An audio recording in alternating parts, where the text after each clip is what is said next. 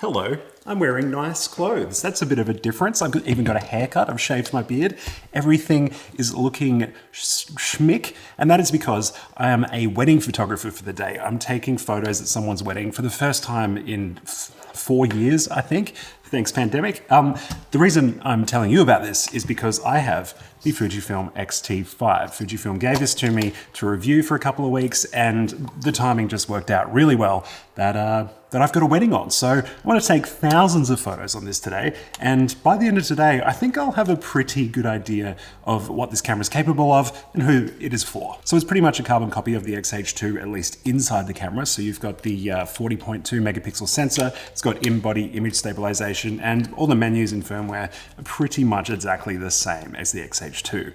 The big difference here, and you can see it, and I'm very excited about this, it's the dials. Yeah, that's right. We've got the dials back. Having played with it yesterday, I was very happy to be back with something that was intuitive to use. It took me a while to get used to the X-H2, which I have bought now, and that's my main shooting camera. But as soon as this was back in my hands, it just felt right. So I'm very excited to shoot with this at the wedding today. Also, how good is this accommodation? This is all for me, the photographer. I don't know where the parents are staying, but I've had a lovely morning. So yeah, I'm gonna get my camera straps on. I'm dual wielding this and the X-H2. Let's start the day and take some photos.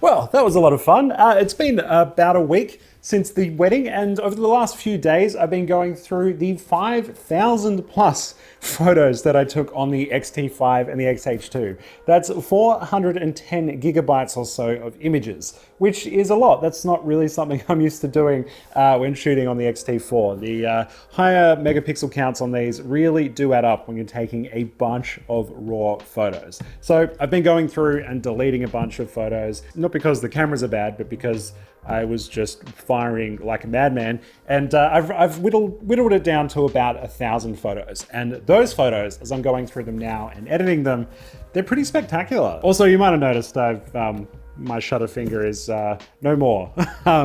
Thankfully, this happened after the wedding, but this is what happens when you take too many photos. No, I cut it. I was cutting dog food and slipped. That's it. So if the insides of these are the same and they take the same photos, why go the X-T5? It's just better to shoot on. It just feels so much nicer if you're coming from an existing Fujifilm setup. All of the muscle memory from the X-T4 transferred over straight into the X-T5. It has all the same buttons, all the same settings can be dialed in, and you can just transfer all of that skill directly back into this camera if you're used to shooting on the old X-T lineup. But while the design looks exactly the same, it's not quite the same as the X-T4. It's actually a fair bit slimmer, and it also has a much thicker grip, which actually feels really nice to shoot on. I mean, not right now because of the finger, but like it fits my hand fairly decently. I always found the X-T4 to be a little bit too thin. That's why the X-H2 felt so good when it first came out. But this is like a nice middle ground between the two. It's a chunky enough grip that you can shoot, but it's still not taking up too much space in your camera bag. The other major difference here is the return of the tilty screen from the X-T3. If you're shooting like low down right, you can flip the screen out, boom. You can look down and you can see what's there. One fluid movement, boom. Open, close. With a tilty screen, if you want the same thing, you're doing this. You're pulling it out and you're flipping it down. It's also a bit further away from your face and off to the side. So you're kind of like shooting like this, which is a bit weird. It's obviously not a deal breaker. I love the flippy screens for video.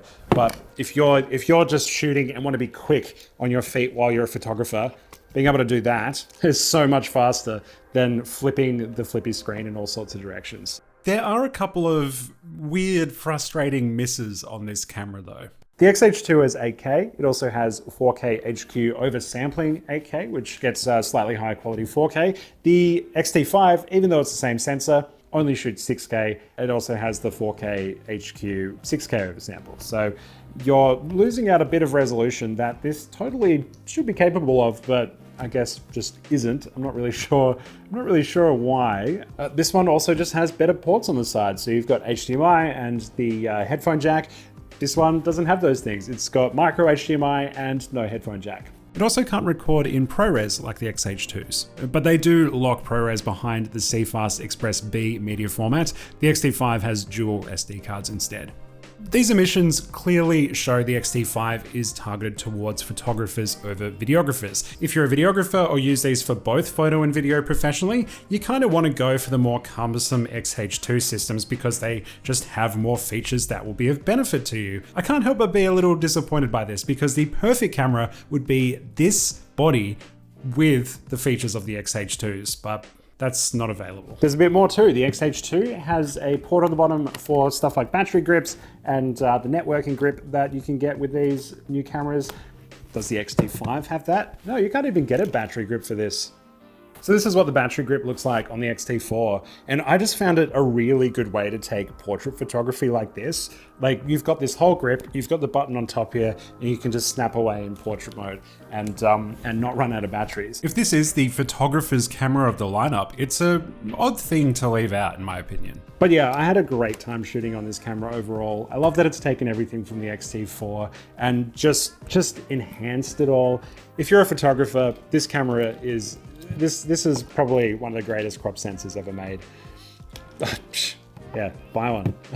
But it's not the only camera on offer from Fujifilm this year. They have 3 and they all kind of fit different needs. So if you don't absolutely need the dials and the tilty screen, the X-H2 lineup might be more your speed. Go check out my video on the X-H2S if you want to hear a little bit more about that. I used that for a bunch of video and photography work and it was spectacular. So it's a shame it's a little bit more expensive than these 2 cameras, even though the megapixel count's a bit lower, but it is a pretty spectacular camera to behold. And if you're more interested in an all-rounder camera, the X-H2 is also a pretty fantastic camera, and I reviewed that in this video here. So go check out those reviews if you haven't already. And yeah, I guess I'm gonna retire for a bit because I can't take any photos with this hand. So yeah, get out there and shoot because I can't.